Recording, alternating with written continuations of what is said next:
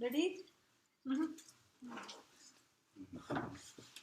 Everybody is still here. That's good. That's a good sign.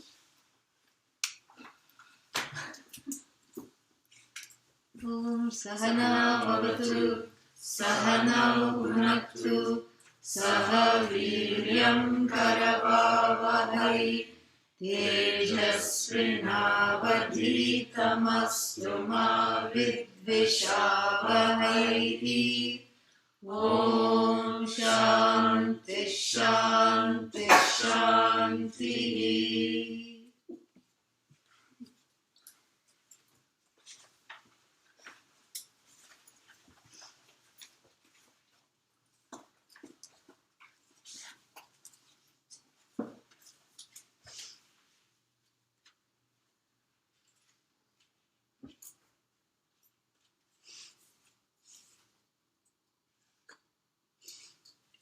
तीव्र संसार वैराग्यात्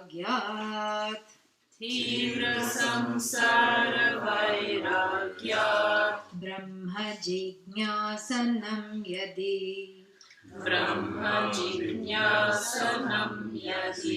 वैराग्यं पुण्यजीवानां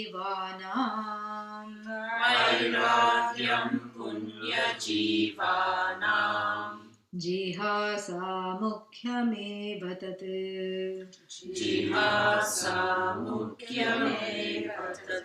And you see even in this mantra, the obliteration between the two, the distinction, the obliteration of the distinctions between the two forms of the desire to give up and the desire to know, the two forms of vairagya has already started to,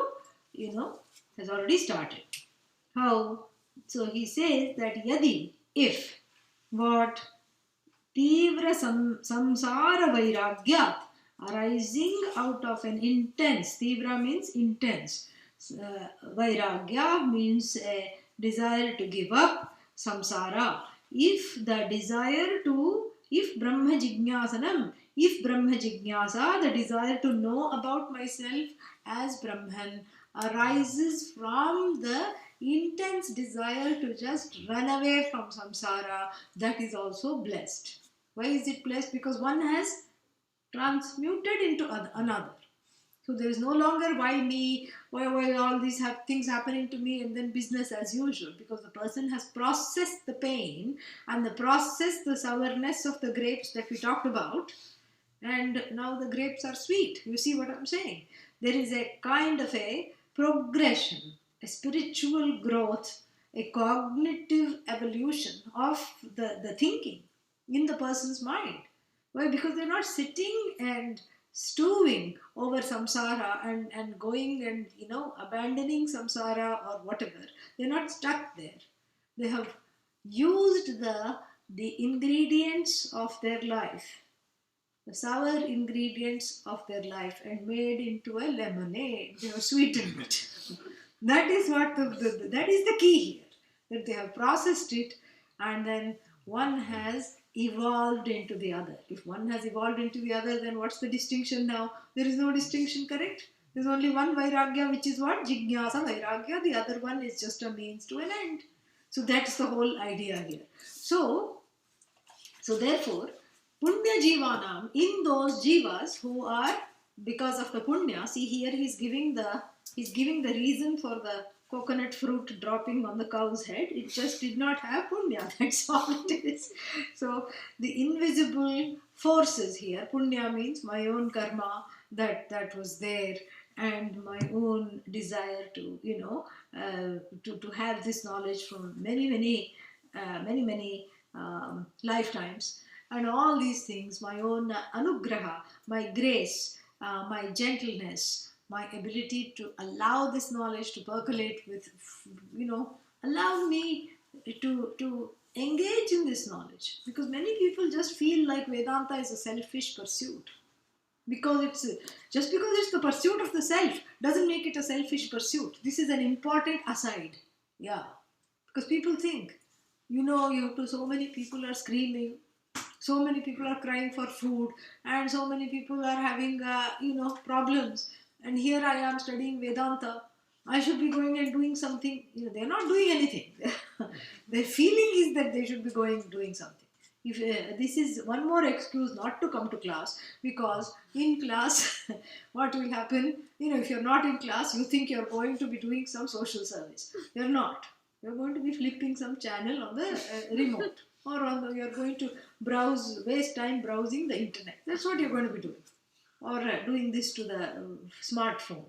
Smartphone means the phone that has imbibed all my smartness, and to whom I have given all my smartness, including the ability to add 2 plus 2. I need the calculator app. This is what the whole thing is. So it's not that this person is going to be doing some big seva if they're not coming to class. But the feeling is this, that, oh, all these suffering people, and here I'm pursuing, and this is the most selfish pursuit when everybody is screaming, Yes, it is the pursuit of the self. What is this self? The self is the total. So it's really the pursuit of the total. It's the pursuit of what constitutes the total, seen through which understanding all the suffering and everything. Actually, if you want to do something, you can actually be objective about it. First, you have to come out unafflicted. You have to discover yourself as unafflicted. Then you can be actually empathetic and compassionate. Sympathetic, empathetic and compassionate. Otherwise, all empathy and all desire for service is from one's own pain. It's a pain-ridden, impetus. And therefore, it is dysfunctional, really. So, in fact, Vedanta is for sanity. I have to be a sane person, then only I can transact business properly. If I won't say insane, not sane. If I'm not sane, then what help am I? At least one person stops complaining, in the universe. Everybody around them is happy, correct? Yeah. One person you never have to ask, how are you? Because the answer is always the same, Yeah. One person you never have to walk around eggshells, because, they have already shown you that your actions or non-actions, their moods are not dependent upon your actions or omissions. Your omissions and commissions are not going to affect their mood. What a relief! Thank God! One person I don't have to take care of. One person I don't have to reckon with. One person around whom I don't have to walk on eggshells, even if I'm not interested in Vedanta myself. One person who I can be safe around. One person with whom I can have a functional relationship, in the sense that it is totally functional because it is not having expectations. You scratch my back and then, I will massage yours. No. So one person comes out of this loop. Think about what that can do to the world. That is what is to contemplate on before calling it a selfish pursuit. The people who call it a selfish pursuit are selfish because they don't want you to pursue this. That's what it is. In fact, they're afraid of the ramifications, because it constitutes a revolutionary understanding of oneself. It's nothing short of an inner revolution. Vedanta is an inner revolution. And so here, he gives a nod, he gives a salute to jihasa vairagya. What is jihasa vairagya? Desire to give up samsara. He says it's okay. If the desire to give up samsara is processed cleverly by you, then you are an exalted being. That the main thing is not that one is sad. Everyone is sad. Everyone you ask, they'll have some, if you really ask how are you, each one will say, how much time do you have? Do you need the short version or do you need the long version? And everybody has a long version. Underneath the casual, yes, I'm fine. You get to know them, then all the, the 7 failed marriages, the children, the grown children who are not even sending gifts for Father's Day, Mother's Day, and all the other omissions and commissions of the world will slowly come out. So, that's not the point. Everybody has pain. But are you able to sculpt that pain into a desire for knowledge? And if you have been able to do that, then namaha unto you. You yourself become exalted just because of that ability to, to look at the pain, to process the pain, and to be able to transform it. And punya jivana, this is because of punya. Like we said, so many people have pain. Why only the few are able to process it? Because it is for invisible reasons. It is because of the grace. Punya here means grace. The grace, has been operating over time to transform jihasa into jignasa. And then, next one. Brahma jignasaya tata. Brahma jignasa tata. Brahma jignasaya tata. Brahma jignasaya tata. Tivraya yo vidhiyate. Tivraya yo vidhiyate. Virago drishya bhaveshu. Virago drishya bhaveshu. Jignasa mukhyameva tat. Jignasa mukhyameva tat. Brahma jignasaya tata. Brahma jignasaya tata. Tivraya yo vidhiyate. Tivraya yo vidhiyate. Virago drishya bhaveshu. Virago drishya bhaveshu. Jignasa mukhyameva tat. Jignasa mukhyameva tat. And those who naturally have jignasa vairagya, the desire to know, are also exalted. How? Because tivraya jignasaya yaha vidhiyate. Those who desire to know Brahman, how, Brahma jignasaya, tivraya jignasaya, vidhiyate, they go, they are moved, they are, encouraged, inspired by the desire to know Brahman. Brahman being the truth of yourself as limitless, whole and free. So, since they have this desire to know, and their vairagya springs from the desire to know, how does it manifest? It manifests not as the desire to give up samsara, but it manifests as the disinterest in all objectifiable things. There's a conscious, strategic disinterest. It's not the disinterest arising out of apathy, like the grape and the fox. Fox cannot catch grape, therefore grape is a bad grape because I'm not able to catch it. That is the first kind. Here, the jumping fox, remember the story we transformed, the second we appropriated this story into a Vedanta tale, and here what happened?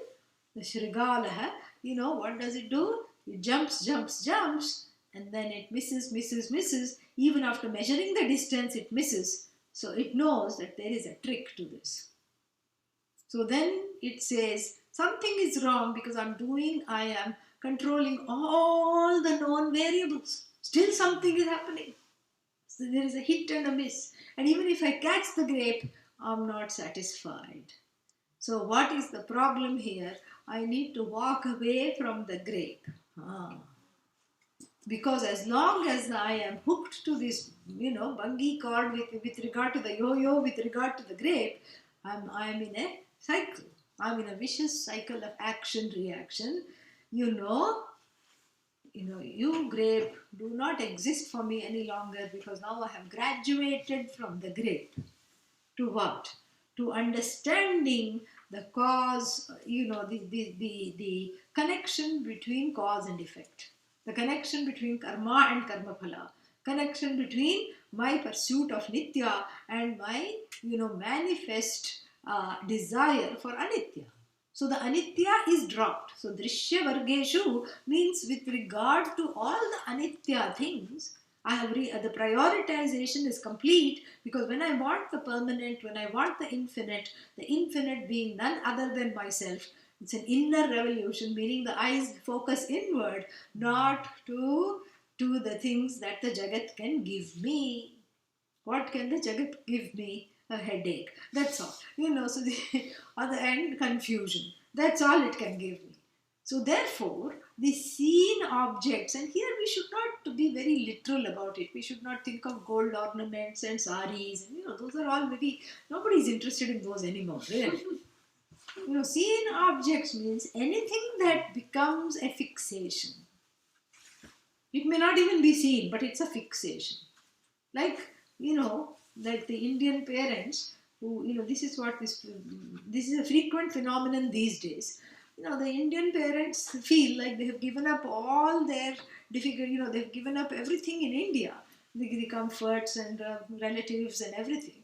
And they have emigrated to the United States to give the children a better life. And the Indian parents will keep telling the children that as well, on a regular basis, so that they don't forget that, look, we have made sacrifices, and that's why you cannot join a band. This is the negative fantasy of all Indian parents, that the son or the daughter, mostly son, daughter, they're not so, the little vairagya is there with regard to the daughter, but with the son there is complete identification.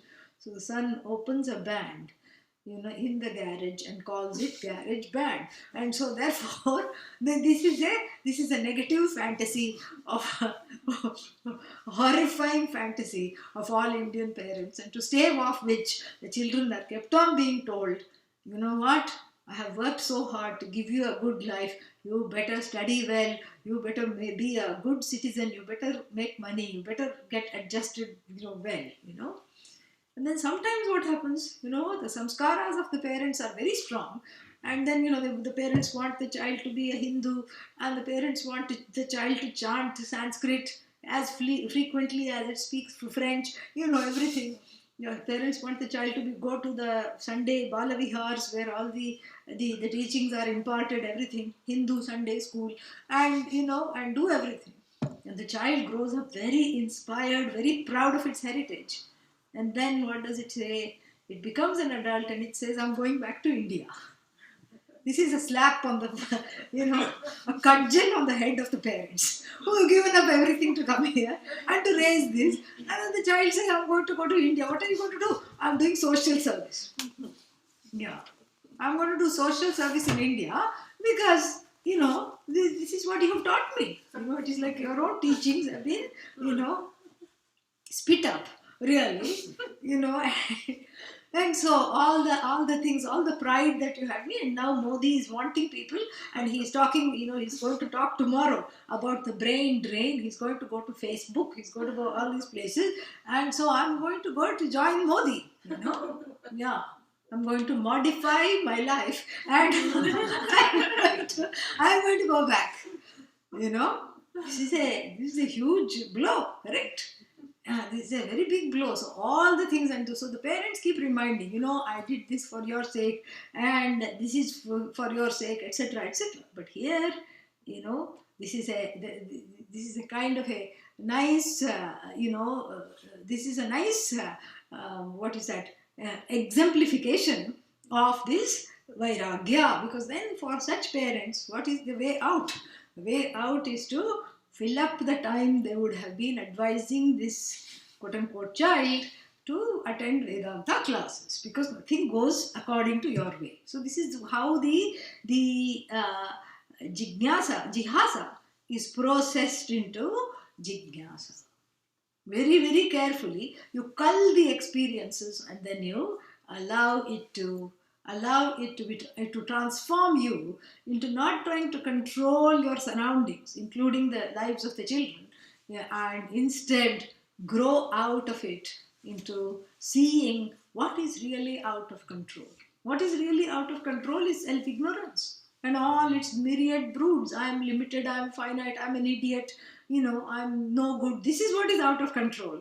And wanting to control the Jagat is a powerful transference. It's a psychological transference of feeling out of control oneself. That's why I wish to control everyone around me. So this transference is rectified when I have this inner revolution of seeing, of having this vairagya. This is what it is. So drishya vargeshu means like even when the child is born, like I said, nobody is wanting gold and saris. but we all have agenda for children. And we feel that we are justified because we are feeding them and housing them, and instead of room and board, they have to do what we tell them to do. Big mistake, very big mistake. This is what leads to sorrow, and both for the child and for the parent. And so therefore, we see this even with regard to the child. Sometimes what happens is that when you see the child for what it is, it yields a lot of information. Recently, I spent time with a parent who had 3 daughters and very lovely young children. And then it was so much fun to watch because we were waiting for the talk to start. We were waiting for some people to come, and some time had been wrongly communicated. So I got there early, and the people were not yet ready to arrive. And they were apologizing that they couldn't entertain me. I said, don't worry, your lovely children are here. All we have to do is sit and watch them. And it was so fascinating to see the elder one, to see the middle one, to see the youngest one. And, and then later on, after the talk was over, they were asking questions like, because the talk was really about parenting and all these things. And they said that you can't just let the child do what it does like a wild weed. You cannot let it grow, you have to direct it. I said, I did not say don't direct it, direct it. That's your job as a parent. No, then what is the line between directing the child and then imposing your own will? And I gave the example of observing these children. And one of them stood out because the middle one, this talk was outdoors, and the middle one, age 6 or 7 years, was carefully collecting all the insects that would come in a little cloth or a paper napkin, going out to the ledge and escorting them out. And of course, she had no idea that they were flying right back in. Very carefully, without killing them. And you should have seen the care. And she had a method. She would start from this end of that big deck in which we were sitting. And the deck was all covered in white cloth so that people could come and sit. And this is when we were waiting for the people to come. And the white cloth, the insects were very clear, these little flying things. And then very carefully, and without even any, any expression of frustration. I mean, I watched her for almost an hour, delightedly. No expression of frustration. No like, oh, why did you come back? Nothing. Oh, you are here too? Oh, let's take you out. And, no frustration, no anger, completely. And she was completely preoccupied. And then she suddenly got very tired and hungry because, I learned later that she had really not eaten anything. And then, so she told the insects, you wait, I'm eating something and coming back. And nobody said, this place is full of, flying things, you have to, clean them off. No, she did it on her own. And so I gave the example in the question when they were asking some questions about how this, if you watch this child, she is telling you what she wants to become, what is her potential. What is the debacle, what is the potential, where is this headed, anything minute, that she'll be very good at. And so like this, when we allow Bhagavan to speak through the children, they tell us what to do. They tell us how to raise them. One child is very good at taking hints. You just say, perhaps this was not such a good idea. And next time it knows exactly what to do. And for some children, they need the cut gel. I'm not talking of corporeal punishment, but certain things have to be repeatedly said. Still they don't understand. So there is different ways of relating, and you can't just sort of make a rule. So drishya varga here means, with regard to what all the things that I'm very tempted to consider my possessions. Drishya varga here means the potential possessions. All the things, groups of things that are objectifiable by the senses. And that's not a problem. That they can become potential possessions. That's the problem. And that's where it says, exercise this vairagya. And that's where naturally the people who have desire to know, they're not interested in all this, Saints make very bad parents. You've seen this in the case of Mahatma Gandhi and all this, the eldest son of Mahatma Gandhi, a permanent chip on the shoulder because the father was not available as a father. Because the father became Jagat Pita, became the father of the whole country. So this is, but it really, that's what it takes. So then if I have children, how can I pursue this, Well, it's a cognitive shift. It's a cognitive shift. So the parenting becomes a role. And the role is not the person. You are here to discover the person. You're not stuck in the role. The person, is the role is nothing but the person. Person is not the role. So the trials belong to the person. The role. The sorrows belong to the role. The person is Purusha, unafflicted. And that is what has to be discovered.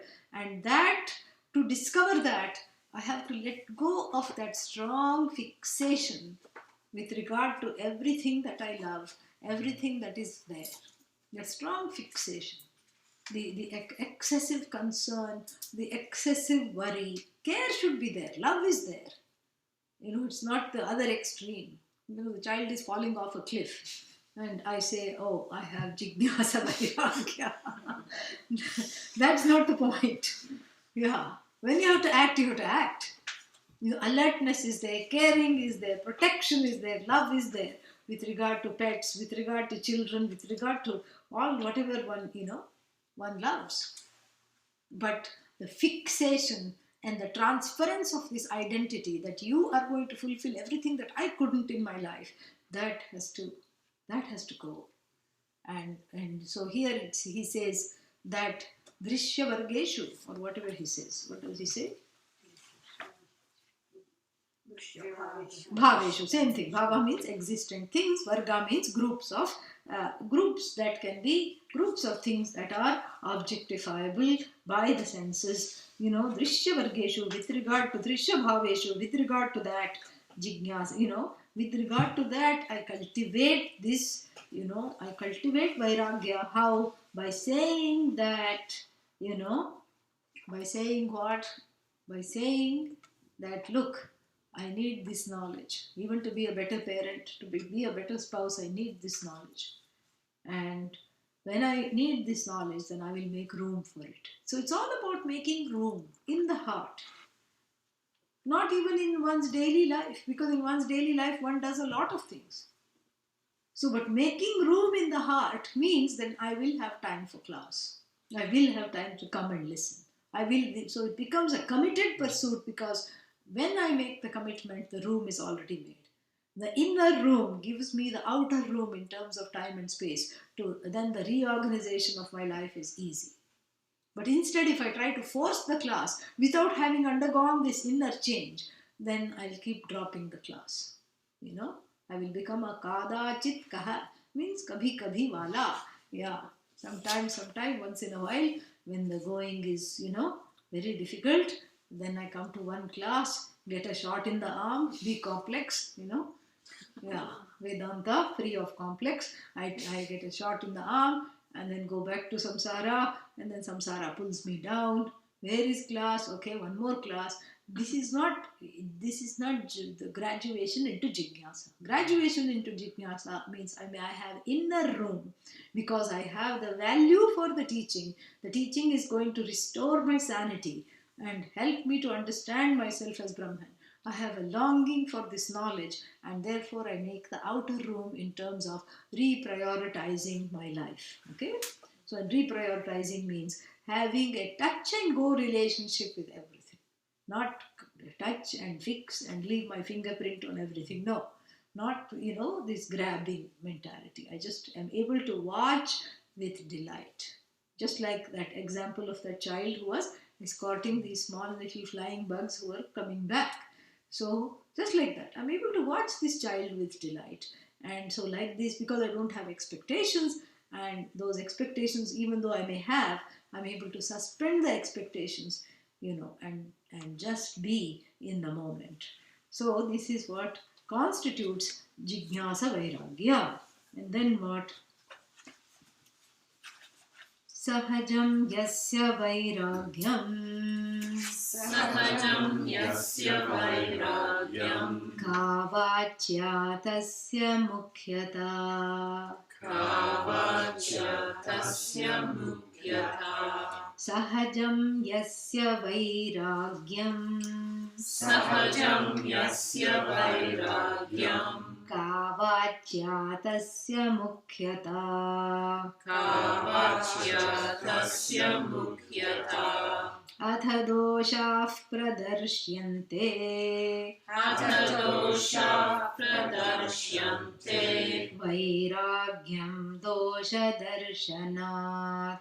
Vairagyam dosha darshanat. And here is where he just says there is no difference between the vairagyas. Vairagya is that which springs naturally in the heart. Sahajam yasya vairagyam. For whom the vairagya springs naturally in the heart. Ka vachya tasya mukhyata. Why do we have to write a big treatise on where it springs from? What's the point of saying, yesterday it was jihasa, today it is jignasa. I think right now it is back to jihasa. In a way it is a yo-yo vairagya. So what is the point of naming this vairagya? Now that we have understood the model and have seen where to go and really obliterate the differences have no reason, because the model was to point to the fact how one grows in life. And that's why the two forms were presented. And it was also shown that the one form, which is what? The desire, sickness, the heart sickness that leads to giving up everything, can be harnessed into the desire for knowledge, into that desire to know, because of which I give up everything. Excuse me. So one can be harnessed to the other. And if the only one that matters is that you have vairagya, then what's the point of naming it and keeping the names, separate?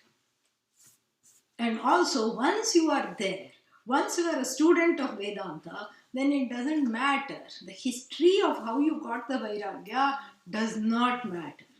That's why texts like Aparoksha, Anubhuti, Atmabodha, etc., what do they say? They say that look at the one who looks at everything as a piece of cow dung, crow dung, is what we need for the knowledge.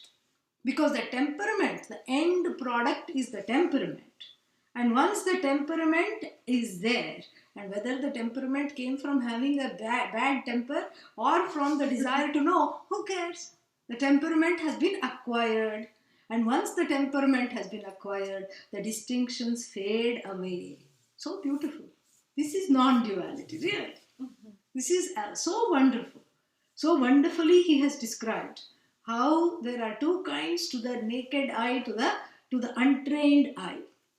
The two kinds of giving up, one arising from the desire to know, one arising from the desire of being sick of everything.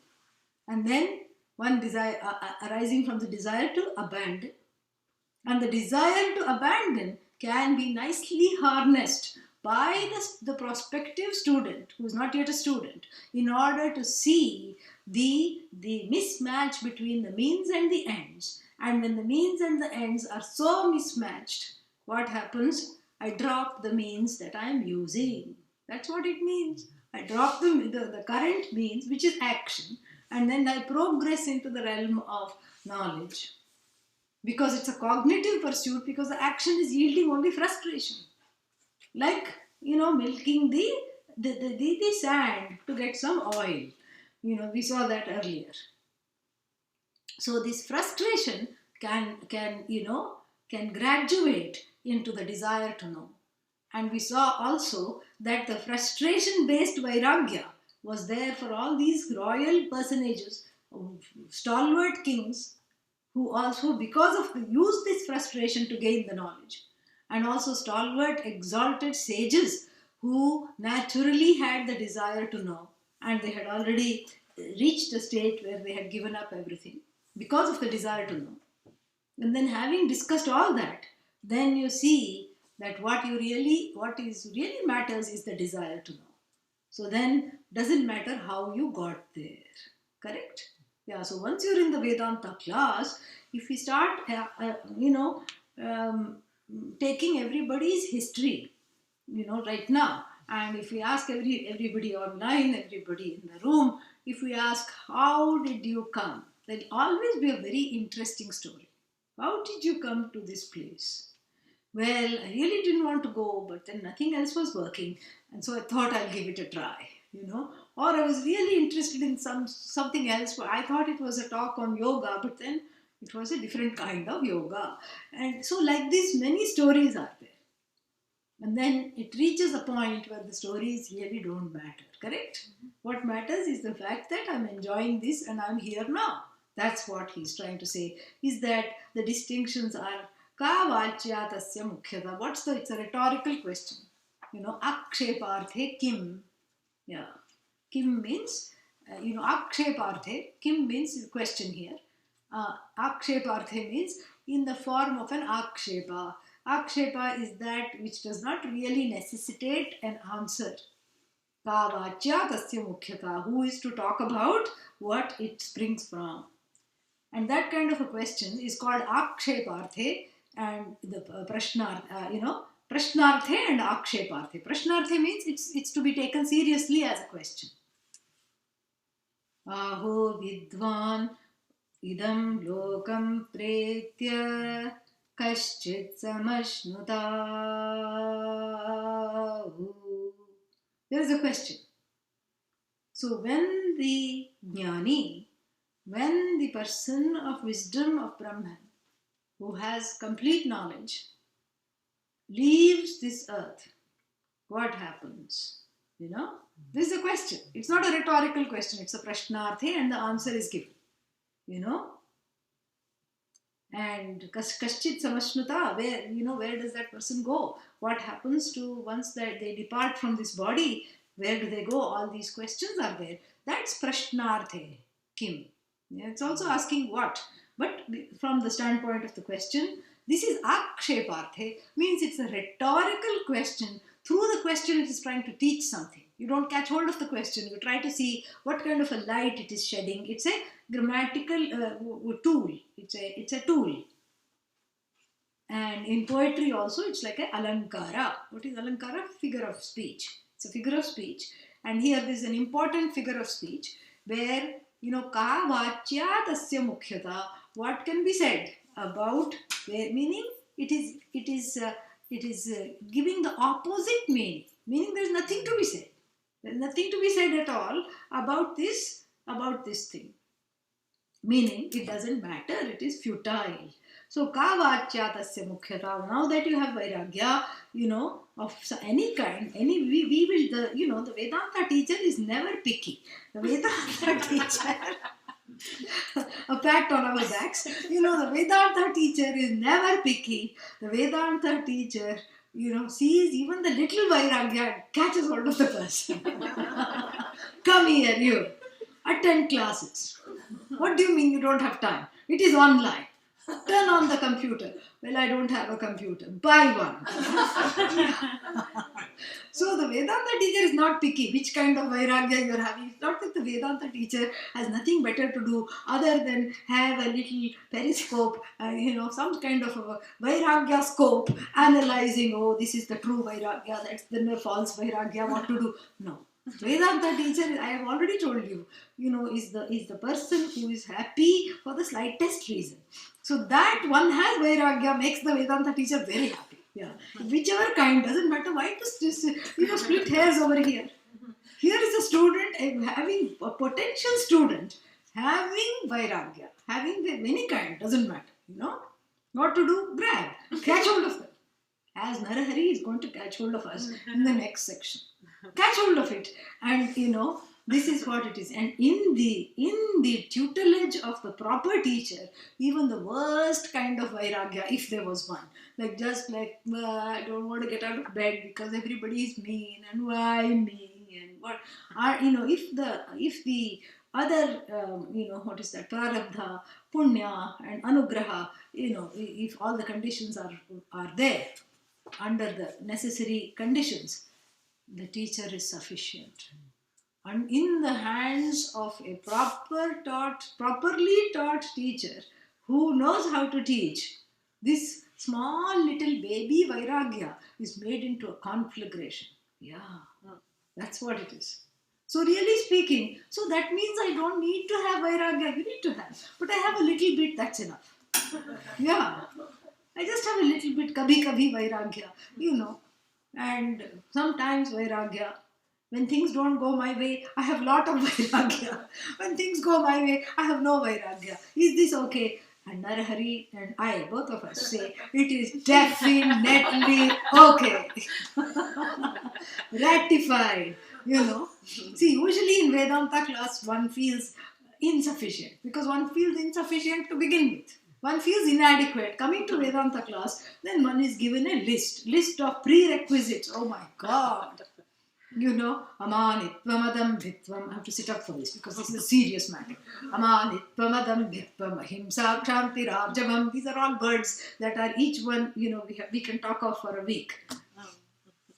Ahimsa kshanti rajamam acharyopasanam shaucham stairyam atma vinigrahah indriyartheshu vairagyam anahankaram evacha janma mrityu jara vyadhi dukkha doshanudarshanam asaktiranabhishvangah putradaru grihadishu nityam cha samachittatvam ishtanishtopapatishu mai jananya yogena bhaktiravyabhicharini viviktadesha sevitvam aratirjana samsadi adhyatma jnana nityatvam tattvajnanartha darshanam. And then what?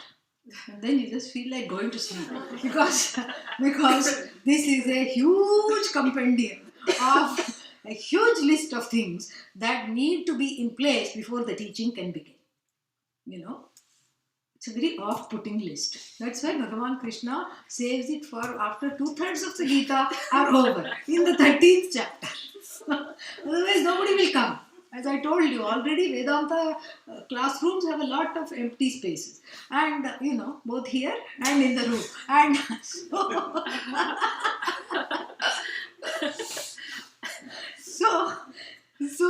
this is our fate. So therefore what? Therefore, we have to do something here, So therefore, here we are not picky. We are not picky of what kind of vairagya. We are not picky of whether there is amanitvam and not adamritvam. Doesn't matter. Come one, come all to the Vedanta ball. To the Brahman ball. That's all it is. And so, because under the tutelage, under the hands of the teacher, the student is sculpted to have the proper vairagya. The student is inspired to have the vairagya, provided the student submits oneself, provided the student, is able to have that level of shraddha and surrender. This happens. Certain necessary conditions are there, but the teacher is the sufficient condition. And why? We will see this very shortly. Very exciting. And so, Atha, he says, now I am going to do something. What are you going to do now, sir? Doshaha pradarsyante. See, he doesn't take the credit because in English, this is the problem with the Western languages. In English, you say that the passive voice is a weak construction. Because the passive voice is a way of deflating your own agency and giving the credit to some other force. And in fact, in every writing, you are supposed to keep saying I. Me. Not in Vedanta. Athaha doshaha pradarsyante. Passive construction. Proudly passive. Why? Because I'm not the agent of this knowledge. This knowledge was given to me and it's going to be shown to you now. Athaha doshaha, the fallacies are going to be shown.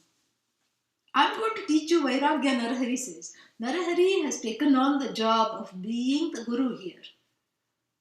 To whoever is the student, Divakara, if we know history. So Narahari says to Divakara, we can imagine this conversation. Maybe Divakara says, well, I really don't have Jigyasa Vairagya. I don't have Jigyasa. Don't worry, Narahari says. The Guru says here, don't worry. Now it's going to be shown. What's going to be shown? The fallacies are going to be shown of all the things that you are attracted to. All the things that you identify with, all the things that you are going to be attracted, that you are fixated upon, that you are attracted to, I will just show the fallacies. You will drop those pursuits on your own. So you see, Vedanta is a two-sided affair. Yeah, I will show you the fallacies, and what do? you drop the thing. Yeah, because when you see the fallacy, you know what happens? An aversion comes. So the Vedanta teacher is a super psychotherapist who teaches through aversion therapy. Yeah. For sometimes, you know, these, what are they called? Those habitual offenders, sex offenders and all. They are, you know, retrained in this way. They are incarcerated, you know, and they are let out, and they have found that with repeated incarcerations, these habitual offense, they don't stop. Even after having sex offender registry and everything, because it's in a way it's an out of control, it's an addictive behavior. It's an addictive behavior to prey upon, you know, someone, and they keep doing that. So then the prisons now also include therapy, psychological therapy, one of which is an aversion therapy to those sexual predators. So what happens? All the people, the men are in the room, and then they show this wonderful picture of dancing women. And then what? The desire to predate is immediately produced, because it's an addictive thing.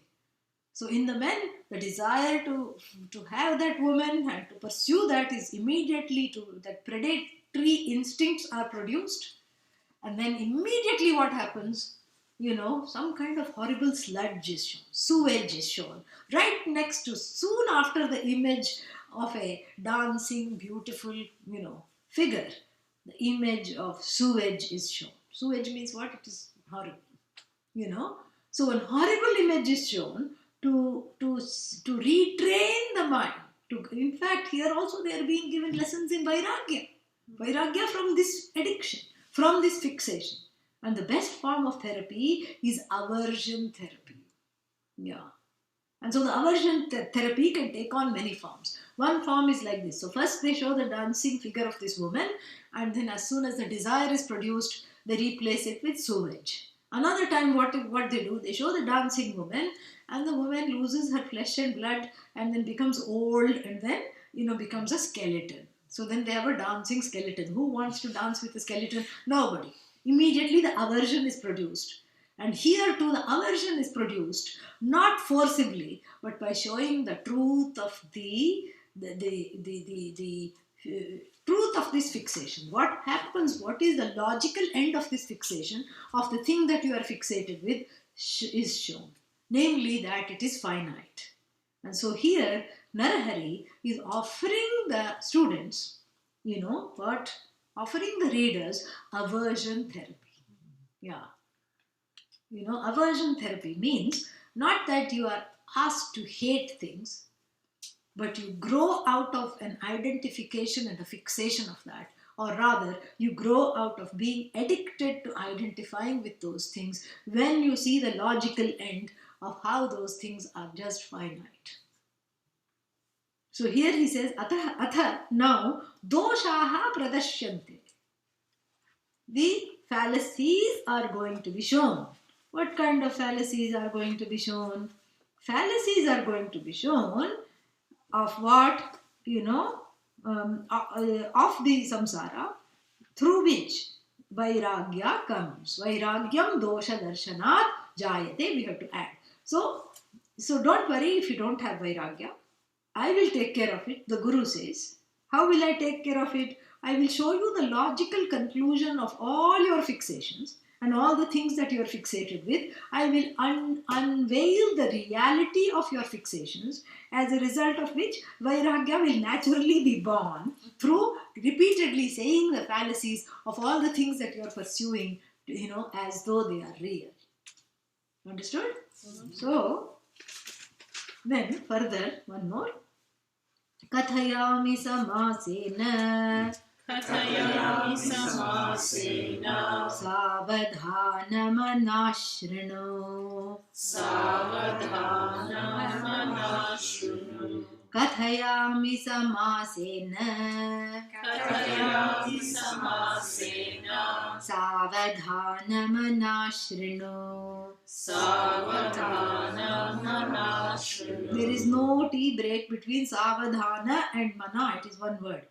kathayami samasena Kathayami samasena savadhanamana shrinu Savadhanamana shru asamanjasatam sadho Asamanjasatam sadho samarabhya sharirataha Samarabhya sharirataha asamanjasatam sadho Asamanjasatam sadho samarabhya sharirataha. Samarabhya sharirataha. So this is also a declaration of what is to come, which is the next section.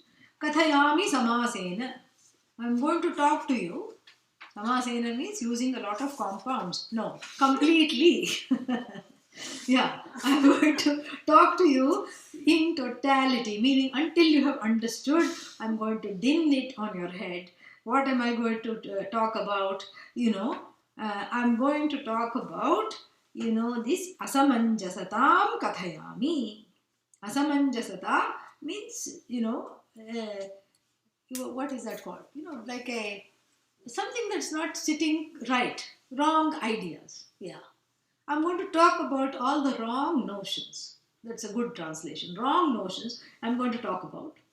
Things that are not fitting in your understanding properly. Things that need to be straightened out. I'm going to talk about. Asamanjasatam. How am I going to talk about? Samasena. Until you say, Mummy, this is enough. I have had enough. Until you say that, I'm going to din it in your head. I'm going to tell you. Now, what am I going to say? I'm going to talk about the misconceptions, the wrong notions, the misidentifications, and all your fixations that I'm going to talk about. And who are you? Sadho. Hey Sadhu. And hey Sadho means, oh sage. The student is being called sage here. Because you see, any little vairagya is glorified. Any little desire for knowledge is a shubha ichha. It's the only ichha. It's the most auspicious desire.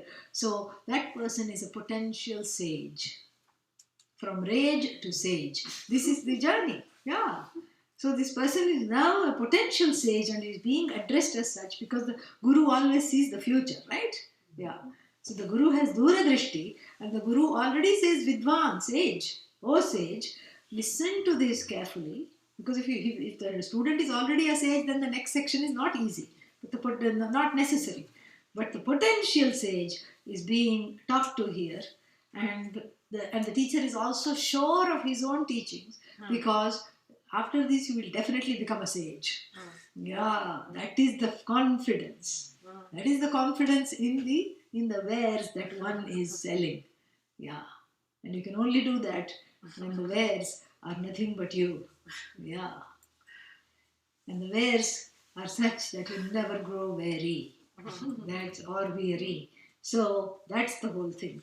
So some savadhana manaha sadhoho. Savadhana manaha is also is a synonym for it's in the Samanadhikaranyam. It's together with sadhoho, meaning O sage of a clear mind. O sage, blessed with an alert mind. O sage, O alert-minded one.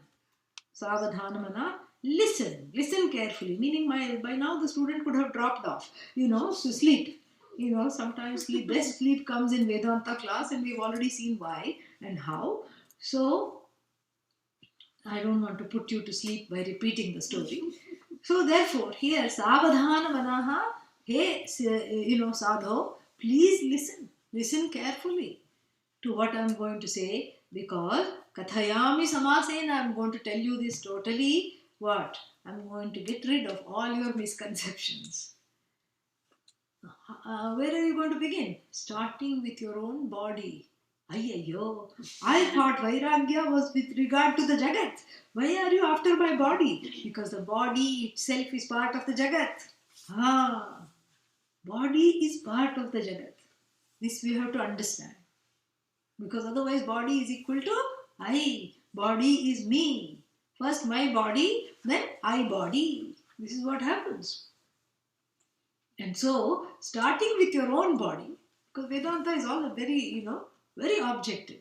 Forget the neighbor who's bothering you. Let's start with your body. And let us see where we can go with this. And let me show you the fallacies of the body, at the end of which section you will feel totally, in a nice way, disembodied.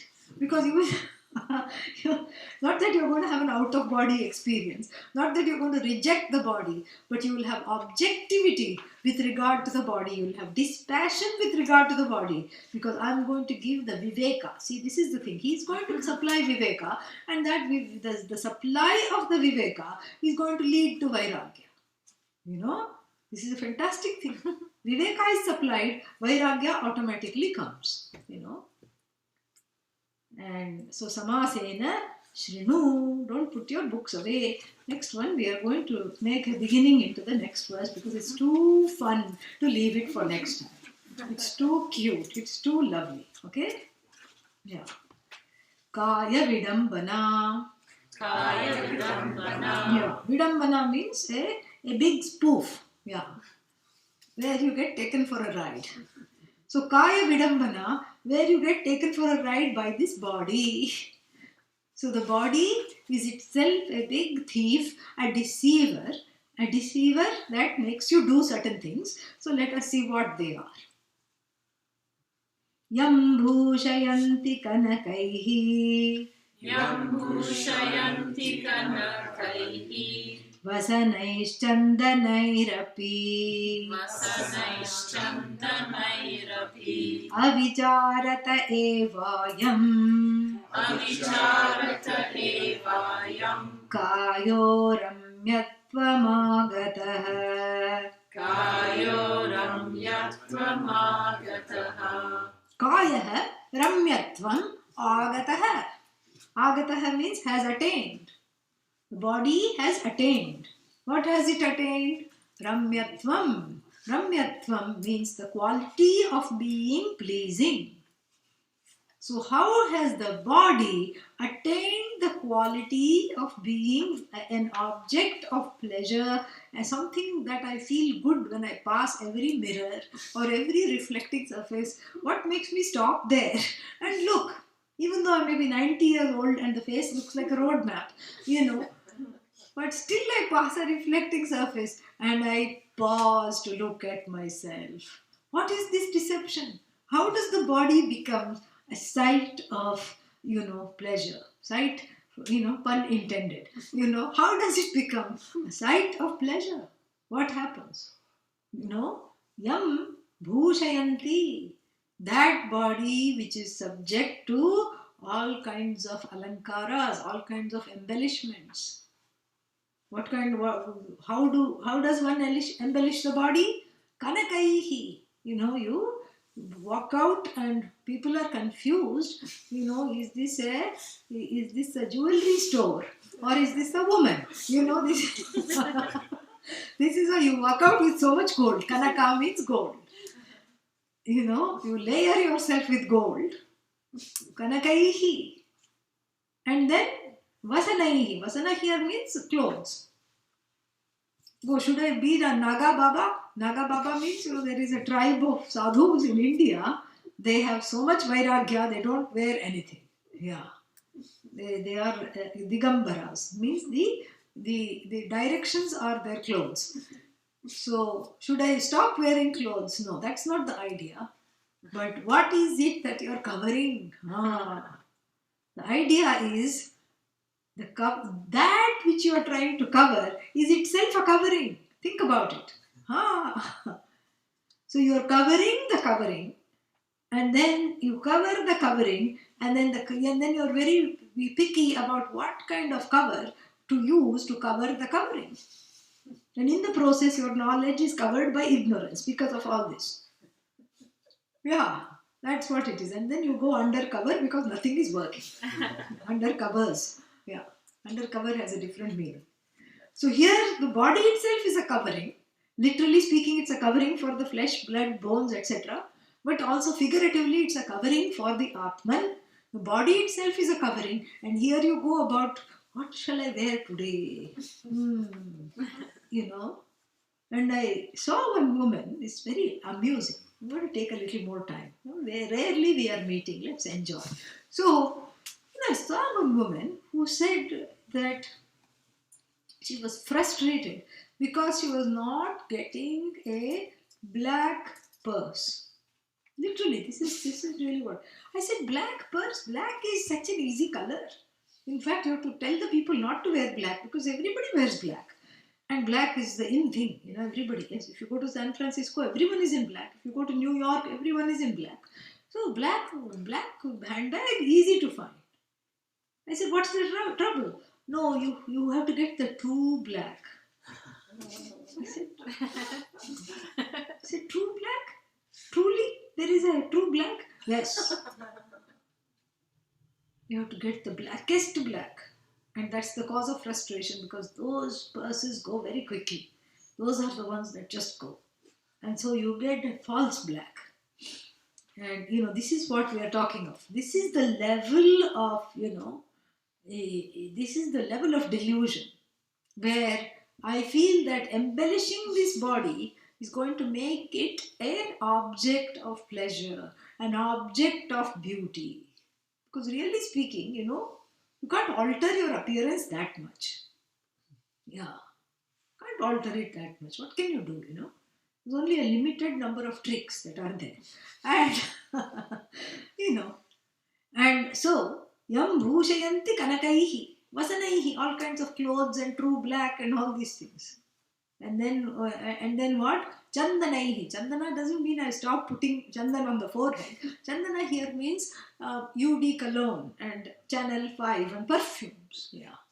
That which I try to embellish with the help of perfumes, that which I cover the cover, I cover the, when I cover the cover, I'm covering my own understanding. This is what has to be understood.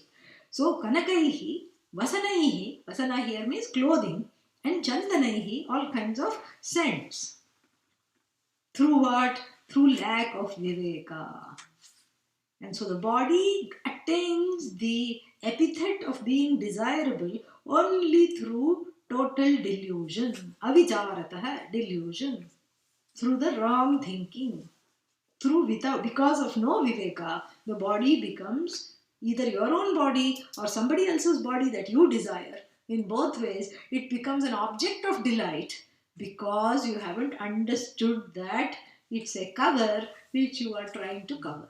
Double covering, Yeah, this is what it is.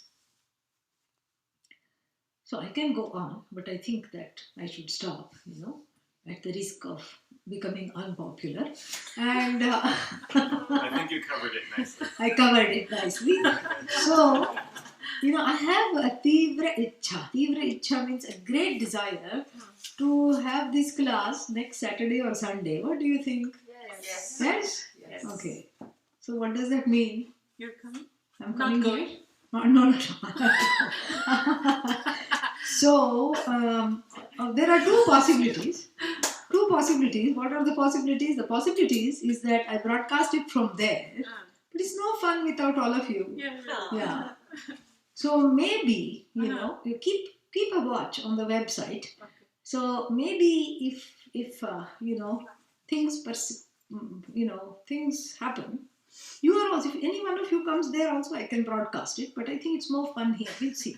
So if possible, I will try to make a quick trip next weekend. Okay? I don't know what I'm saying and why. This is really not pre-planned. Okay? It's really not pre-planned. I don't know. I have put myself in a big hole. But anyway, for the sake of the whole. Okay.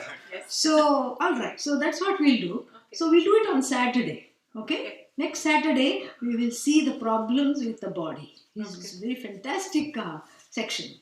You don't want to miss it. Okay? Okay. Should be here. So I'll just come on a flying visit right here. Yeah. Now it is becoming, you see, that's what the trouble with having a fancy is that it becomes a reality. So yeah, so if I come, it will be here. So keep watching this space. This space means the ashram website and talking to one another in the grapevine. Speaking of foxes and grapes. So keep watching the grapevine, and so we will most probably have this class again. Okay? Okay. on Saturday. And then after that, I will be definitely here, Bhagavan willing. I am planning to be here from the 28th or so of October to the 31st. So then we'll have 2 classes in October. How lucky we are. Wonderful. So if this can be finagled, I will do that. Okay? All right. Om Purnamadah Purnamidam Purnat Purnamudachyate Purnasya Purnamadaya Purnamevavashishyate Om Shanti Shanti Shanti Harihi Om Shri Gurubhyo Namaha Harihi Om. Questions? Yeah. So this, if knowledge is gained and the person makes the stage of rising, so to speak, and they go back and forth to where does the impermanence get in the way? No, impermanence cannot get in the way, because the permanent and the impermanence are not buddies belonging to the same order of reality. In fact, as we discover in the Shastra, there is nothing called impermanence. It's permanence with a name and form and an expiration date, which doesn't matter. That's all it is. So what gets destroyed are the names and forms. What is, inhabiting the names and forms is the permanent. Like even this body, what gets destroyed is the cover. Correct? Yeah. What is quote unquote inhabiting or obtaining in the cover is not something that can ever be covered. That's the paradox. Yeah. Any other questions?